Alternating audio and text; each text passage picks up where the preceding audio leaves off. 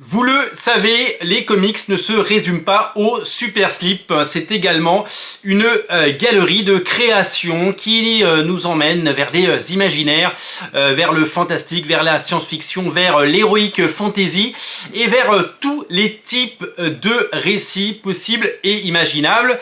Urban Comics ne publie pas que du super-héros, il publie également beaucoup d'autres choses, notamment ce Dracula qui arrive vendredi chez vos libraires préférés. C'est signé par quelqu'un que vous connaissez, James Tynion IV, et oui, le scénariste de Night House on the Lake et Something is Killing the Children, qui vient nous faire sa version de Dracula avec Martin Simmons, avec qui ils ont déjà collaboré ensemble. Bien entendu, il s'agit d'une nouvelle adaptation du roman de Bram Stoker, assez fidèle au récit original, assez fidèle au film de Coppola que vous connaissez.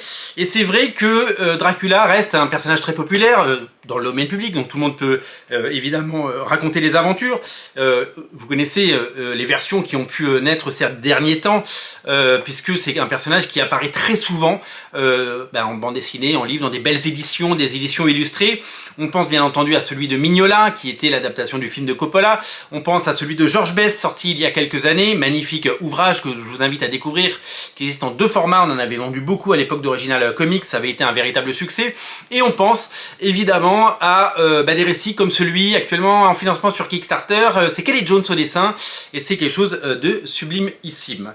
Chez Urban, on a décidé de non seulement proposer des récits de qualité avec Batman et compagnie, mais également d'aller sur d'autres territoires, vous le savez, depuis maintenant de nombreux mois. Il y a des comics indépendants, Saga est un formidable succès depuis plus de 10 ans chez Urban. Il y a des choses magnifiques comme Ascender, Descender, Black Science de Rick Remender, des choses vraiment époustouflantes, notamment dans cette grande collection Urban, et c'est cette collection Urban qui a été choisie pour éditer ces récits.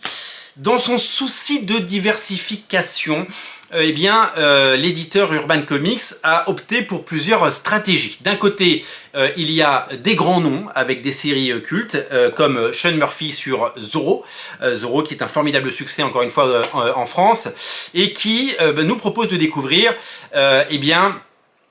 des aventures, les aventures de Zorro par un auteur de talent. Cette politique d'auteur, elle est suivie puisque James Tynion IV fait également partie des auteurs maison maintenant, comme Ramvi et plein d'autres encore.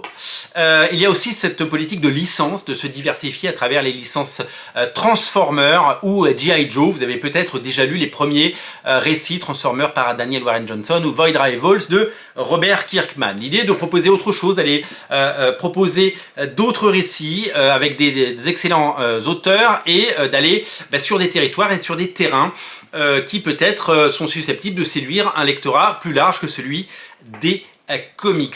On sait que certains comics dans la collection Urban ont été des succès absolus. Night House on the Lake en est un, 100 000 exemplaires sur les 2 tomes, Layla la Star en est un autre, et beaucoup de ces titres-là touchent un public vraiment très différent et très varié, et c'est ce que les éditeurs recherchent, avoir un maximum de lecteurs et dans des catégories vraiment différentes, et c'est pour cela que ils ont décidé d'éditer ce Dracula qui nous vient tout droit de chez Skybound. Et ouais, Skybound qui lui aussi veut se diversifier. Skybound, c'est la maison d'édition, le label de Robert Kirkman chez Image Comics, c'est sa maison de production, il gère 70 propriétés intellectuelles, il a les siennes comme Walking Dead, Invincible, Void Rival, ou il a celle de Skybound, celle de Hasbro, pardon, comme on l'a dit, G.I. Joe et Transformers.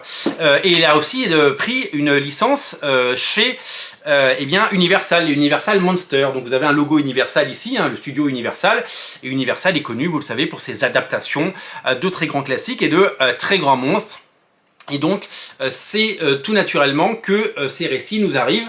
Ça permet la diversification aussi bien aux États-Unis qu'en France, et ça permet de découvrir bien entendu un nombre très important de récits absolument fabuleux. Celui-là je l'attendais beaucoup parce que j'avais pris le premier numéro à l'époque, et je m'étais dit c'est vraiment à découvrir parce que graphiquement c'est assez époustouflant. Ça fait penser un peu au dernier jour d'Howard de Philippe Lovecraft de Jacob Rebelka, même si c'est pas du tout le même artiste. Il y a ce côté peint et ce côté absolument génial qui donne très très envie. C'est un très très beau livre qui peut être mis entre les mains de beaucoup de lecteurs. Alors ce qui est très important avec des bouquins comme Dracula, j'ai cité quelques exemples de titres de Dracula, de bandes dessinées, d'adaptations du mythe de Dracula qui sont sortis, mais il y en a plein d'autres. C'est que Dracula, comme Frankenstein, comme Cthulhu, comme Lovecraft, eh bien, ce sont des personnages qui, d'abord, attirent un très large public, comme Star Wars, en licence, attirent évidemment les fans de la trilogie, enfin de la nanologie, enfin des 9 films et de tout l'univers Star Wars, que Conan, eh bien, ça plaît aux fans de Conan, etc., etc. Eh bien, Dracula, ça peut vraiment permettre de toucher un lectorat super large. Voilà pourquoi c'est pas sorti au format comics, voilà pourquoi c'est le grand format magnifique de Urban, et voilà pourquoi, eh bien, vous allez pouvoir vous régaler de ce sublimissime ouvrage qui est eh bien, illustré par les plus grands. Alors, j'ai eu la chance d'avoir le premier numéro entre les mains et je l'ai quelque part dans ma collection il y a de nombreux mois, et le fait de l'avoir en petit format à l'époque, eh ben, ça rendait pas hommage au travail des auteurs, et je trouve que le choix de faire un beau livre, et ça c'est cette tradition française d'avoir des beaux livres, eh bien c'est vraiment quelque chose qui paye, et c'est vraiment quelque chose qui marche. C'est un formidable ouvrage qui, je pense, va remporter un énorme succès, bien au-delà des succès qu'on peut avoir sur des comics traditionnels ou des super-héros chez DC Comics.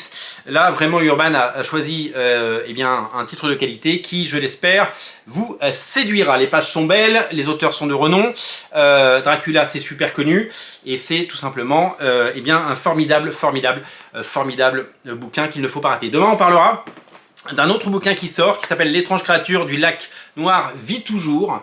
Pareil, Universal Monster, avec la même collection Urban, avec Dan Watters et Ramvi au scénario, et des dessins de Matthew Roberts.